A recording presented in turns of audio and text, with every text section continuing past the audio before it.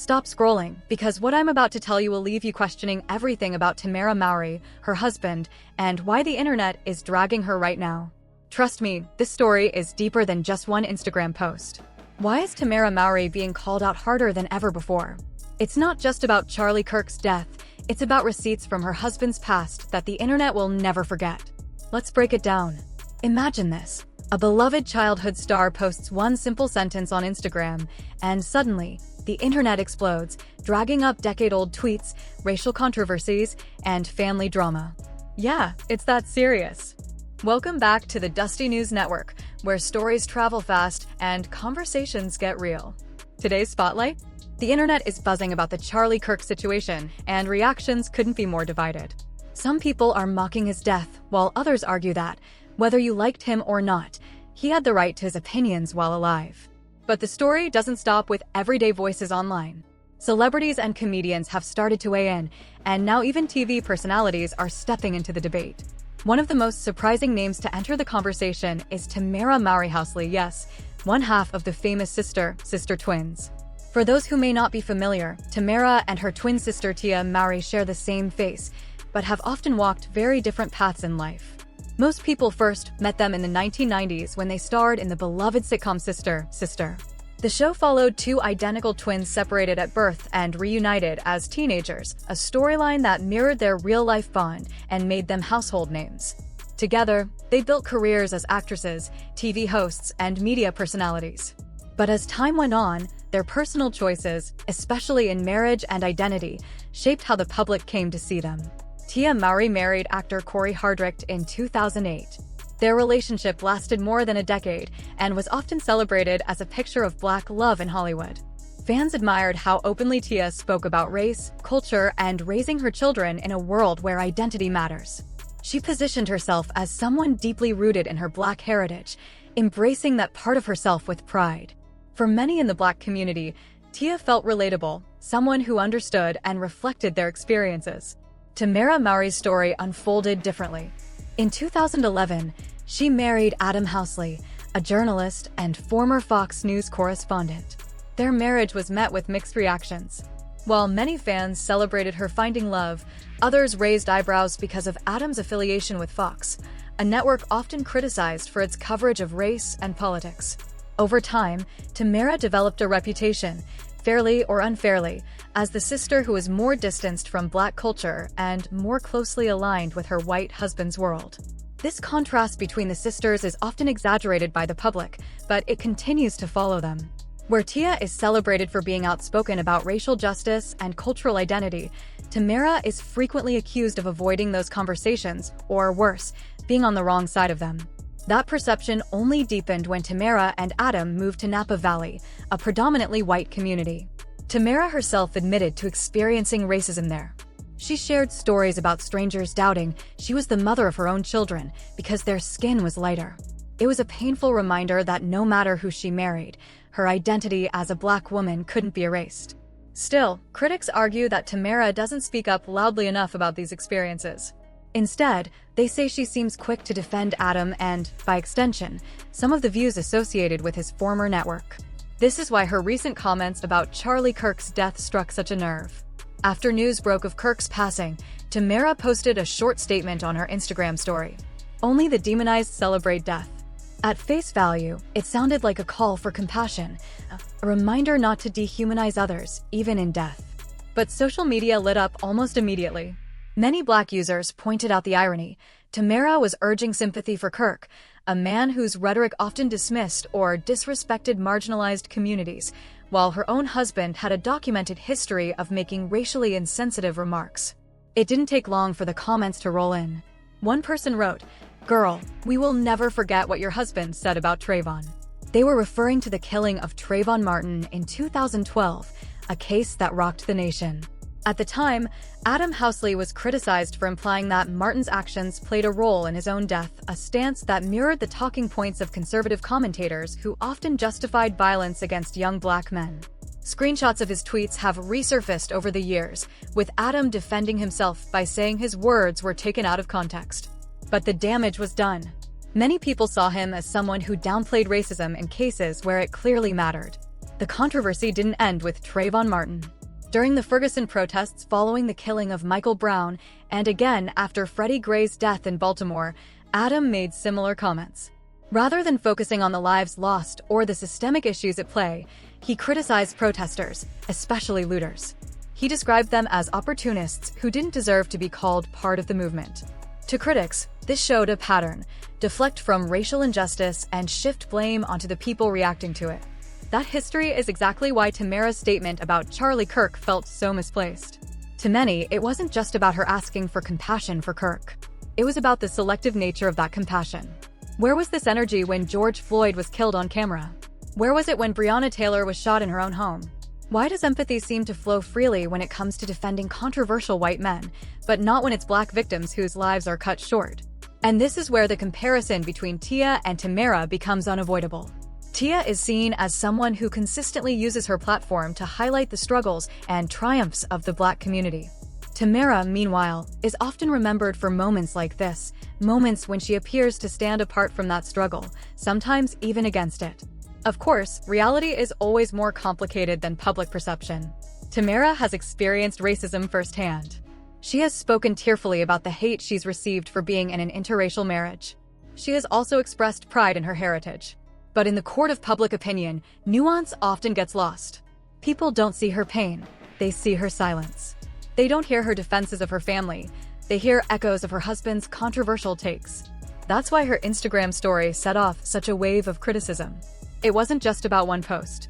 It was about a decade of choices, words, and associations that have shaped how audiences view her. And whether fair or not, many now see her as the twin who chose a different side, one that feels out of touch with the realities facing Black America. In the end, Tamera's message may have been simple: don't celebrate death. But the reaction proved just how complicated her position has become. For her critics, it was another reminder of the gap between her and her sister, not just in marriage, but in identity, solidarity, and where they choose to stand when the spotlight is on. This contrast matters because Tamera herself has spoken about experiencing racism. Living in Napa Valley, she said that people sometimes don't believe her lighter-skinned children are really hers. It's an ugly reminder of the bias she's had to deal with as a biracial woman married to a white man. So when news broke about Charlie Kirk's death, Tamera posted on Instagram, "Only the demonized celebrate death." That short statement set off a firestorm. Why? Because many in the Black community immediately pointed out her husband's history of controversial takes, especially when it came to high-profile cases of police brutality and racial violence. One commenter fired back, "Girl, we will never forget what your husband said about Trayvon." That refers to the 2012 killing of Trayvon Martin, a moment that shook the nation and sparked a conversation about race, justice, and accountability that still lingers today.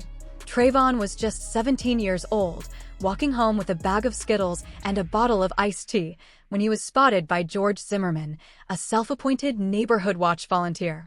Zimmerman decided the teenager looked suspicious, followed him, and eventually shot him. Trayvon was unarmed.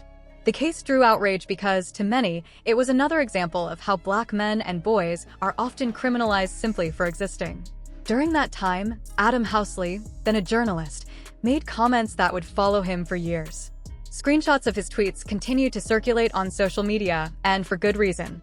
In them, he suggested that Trayvon brought it on himself by wearing a hoodie and looking like he didn't belong in the neighborhood. That framing mirrored what many conservative commentators were saying at the time, that Trayvon's clothing and demeanor somehow justified Zimmerman's suspicions. Housley later defended himself, saying his remarks were taken out of context.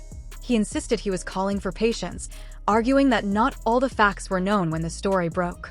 In one post, he wrote something along the lines of, "Stop the misrepresentation. I said both families needed peace." His point, according to him, was that judgment should be withheld until more information came out. But the way those comments landed was very different. To critics, his tone felt dismissive, as though he was more concerned with protecting Zimmerman's reputation than acknowledging the racial profiling that led to a teenager's death. In fact, the very idea that Trayvon brought it on himself hit a raw nerve. It echoed a larger societal pattern. When Black victims are harmed, people rush to dig through their pasts, their clothing choices, their actions, anything to suggest they deserved what happened. Yet when the roles are reversed, that same scrutiny is rarely applied. This is why so many people never accepted Housley's explanation. Even if his intention was to remain neutral, neutrality in that moment felt like taking a side. Silence on race, or worse, pushing aside its role, often comes across as complicity. And when a young black teenager is killed for doing something as ordinary as walking home in a hoodie, the refusal to acknowledge the racial dynamics at play becomes impossible to separate from the harm itself. The Trayvon Martin case eventually became a catalyst for the Black Lives Matter movement.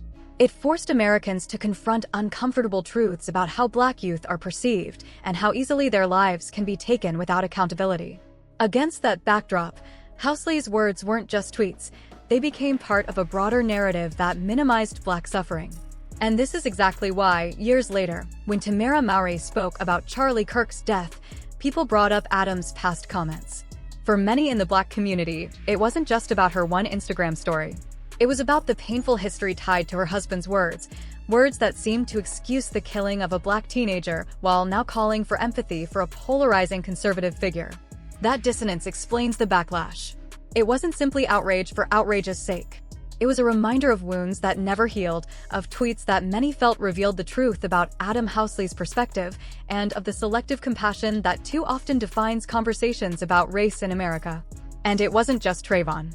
During the protests after Michael Brown's killing in Ferguson and the unrest following Freddie Gray's death in Baltimore, Housley again made comments that rubbed people the wrong way. Instead of focusing on the lives lost and the systemic injustice, he criticized protesters, calling looters opportunists and insisting they didn't deserve to be seen as part of the movement. To many, it felt like a pattern, downplaying racial injustice while amplifying criticism of those fighting against it. Fast forward to today, and now Tamera, married to that same man, is speaking up to defend Charlie Kirk. Her words, "Only the demonized celebrate death," were meant to sound compassionate, but instead they reignited old wounds.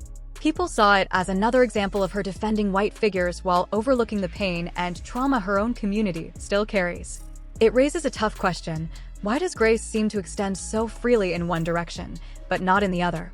When George Floyd was killed, where was that same compassion? When black men were demonized in the media, why weren't those voices defending them? And that's why social media has come down so hard on Tamera.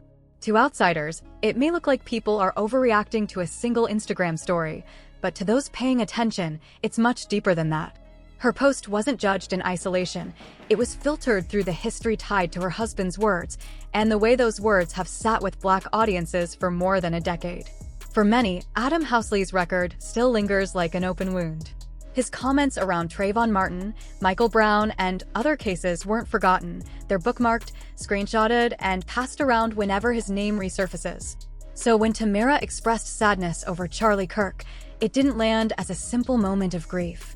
It felt to critics like a selective kind of empathy, the kind that shows up for someone who aligned with conservative politics, but was missing in moments when black lives were treated as disposable. This is the bigger picture. People aren't just asking why she posted about Kirk. They're questioning what it says about her perspective, about where her sympathies lie, and about whether her love for Adam has quietly pulled her further from the community that once saw her as one of their own. On shows like Sister, and The Real, Tamera was embraced as part of black culture's family. But that embrace becomes complicated when her public support seems to clash with the pain black America has carried for generations. And then there's the matter of judgment. In moments like these, public figures don't get the luxury of neutrality because silence or misplaced compassion often speaks louder than words. The internet is unforgiving in that sense.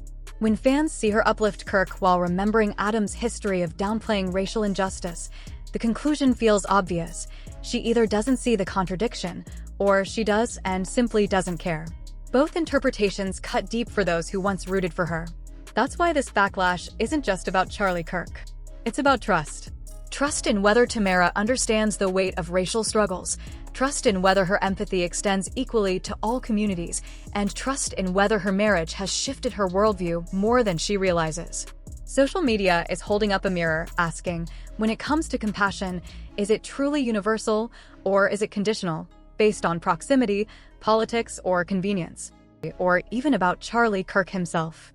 It's about perception, legacy, and alignment. The judgment isn't only on Adam Housley's record anymore. It's on Tamera's choices, her alliances, and her silence in moments that mattered most. Whether fair or not, every public move she makes now is weighed against that context. And for many watching, the math just doesn't add up. Let's be real for a second. It always seems like when a white public figure dies, even if they spent their life saying harmful or divisive things, suddenly we're told to show sympathy.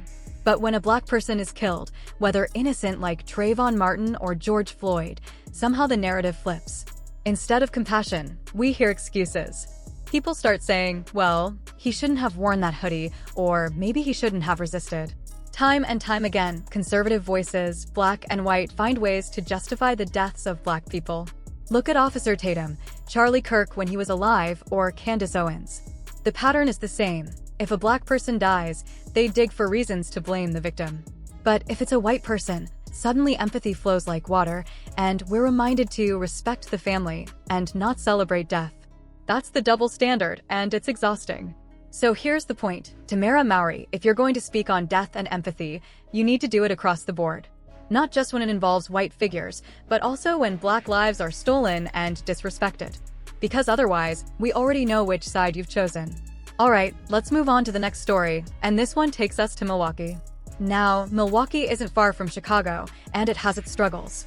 But this time, the spotlight isn't on crime in the city, it's on a city employee who got caught doing something wild in broad daylight. Here's what happened. A Department of Public Works employee, assigned to car number 24197, ended up the star of a viral video. And no, it wasn't because he was fixing roads or helping the community. He was filmed engaging in a sexual act with a woman just steps away from his government-issued vehicle in the middle of the morning. The video was recorded by Braden Toever, who happened to be driving down Lisbon Avenue when he noticed a woman in bright red pants leaning into the worker's car window. Suspicious, he circled back and found the car parked in a secluded alley. That's when he pulled out his phone, crept within a few feet, and captured the encounter. And this wasn't just bad judgment, it was reckless. That stretch of Lisbon is already known as a hotspot for human trafficking and prostitution.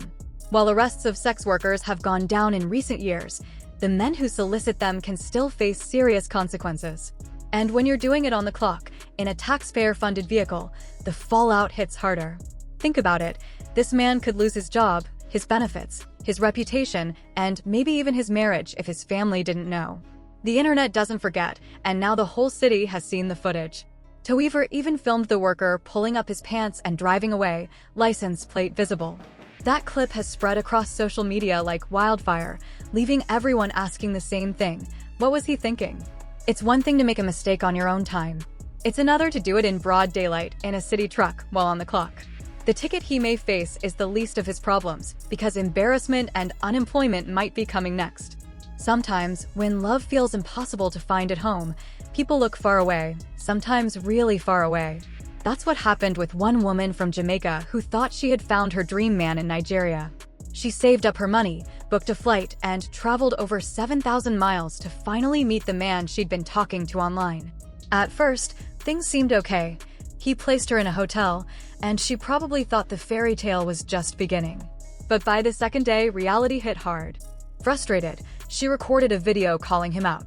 "I flew all the way here, and you can't even provide me a proper meal. I haven't eaten properly since I got here. And now you're smiling? This isn't funny." The man she met was older, broke, and clearly unprepared. The hotel wasn't what she expected. The restaurants he took her to were disappointing. And the bigger issue? He simply couldn't afford to give her the life, or even the trip she imagined. And that's the tough lesson here. If a man can't even afford to host you properly in his own country, how will he ever afford to come visit you in yours? Flying across the world to meet someone you've only spoken to online is already a gamble, but doing it with your own money for someone who's clearly struggling? That's setting yourself up for heartbreak. In the end, she wasn't just mad at him, she should have been a little mad at herself too. Because sometimes the red flags are waving long before the plane ticket is booked.